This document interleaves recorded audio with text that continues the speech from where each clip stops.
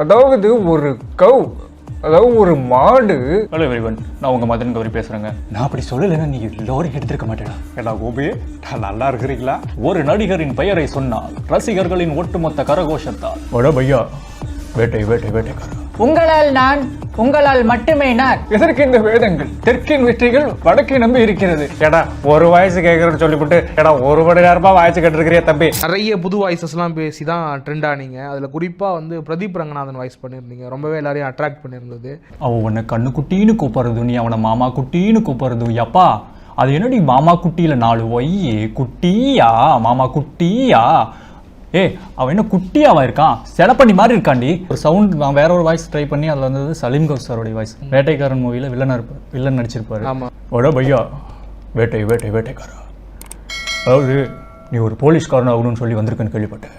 அது சாதாரணமான போலீஸ்காரன் இல்லை, தேவராஜ் மாதிரி போலீஸ்காரன்.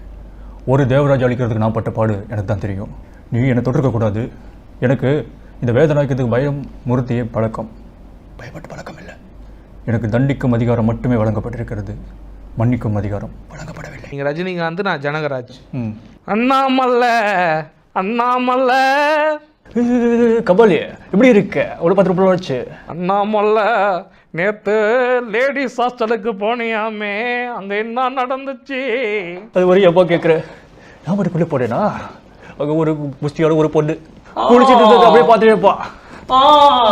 நீ பேசுறத பார்த்தாவே தெரியுது. நீ அதுக்கு வெயிட் பண்ணிட்டு இருப்ப போல. அது ஒண்ணு நடக்காது. ஆனா உனக்கு உடம்புல எங்கேயோ பெருசா மச்சம் இருக்குதுயா. அது மாதிரி சொல்லிட்டேப்பா. இன்னும் முடியல, இன்னும் தூக்கம் வர மாட்டேங்குது. அது நினைச்சப்ப ஒரு மாதிரி இருக்கு. என்னம்மா சமாளிக்கிற? தனியா விட்டு ஹாஸ்டலுக்கு போயிட்டு வந்துட்டேன் அண்ணாமல்ல. ஆனா நீ பெரிய யோகக்காரையா. பாருங்க, அப்படின்னு ஒன்றும் கிடையாது. நாம் இதுக்கு எதிர்பார்த்து போகிறது இல்லை, அதுவும் நடக்கிறது. அதுவும் இந்த மாதிரி விஷயம் நம்ம என்னைக்கு எதிர்பார்த்துருக்கோம் உங்களுக்கு தெரியாதா?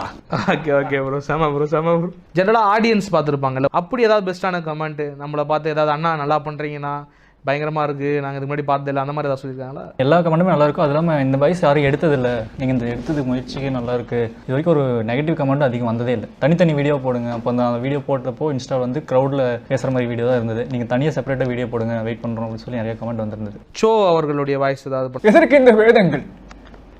வடக்கின் வெற்றிகள் தெற்கே தீர்மானிக்கப்படுகிறது. தெற்கின் வெற்றிகள் வடக்கை நம்பி இருக்கிறது. தெற்கும் இணைந்தால் மாற்றங்கள் உருவாகலாம், மாற்றங்கள் நிகழ்ந்தால் முன்னணிகள் உருவாகலாம். இது போல நிறைய இருக்கிறது. வரட்டுமா? பைல்வான் ரங்கநாதன் அவர்கள். அதாவது இன்னைக்கு யாரை நம்ம பேட்டி எடுக்க போகிறோம் அப்படின்னு சொன்னீங்கன்னா, உங்கள் பேர் என்ன? என் பேர் தமிழரசன் ப்ரோ. தமிழரசன். நீங்கள் இவருக்கு வந்து சில பல பேருடன் தொடர்பு இருக்கிறதாகவும் அதை வந்து நான் பேசுறதுக்காக வந்திருக்குன்னு சொல்லும்போது, தம்பி நீங்கள் போனவர் எங்கே போனீங்க? இங்கே ப்ரோ, இங்கே தான் ஆஃபீஸ் தான் வந்து போகிறேன்.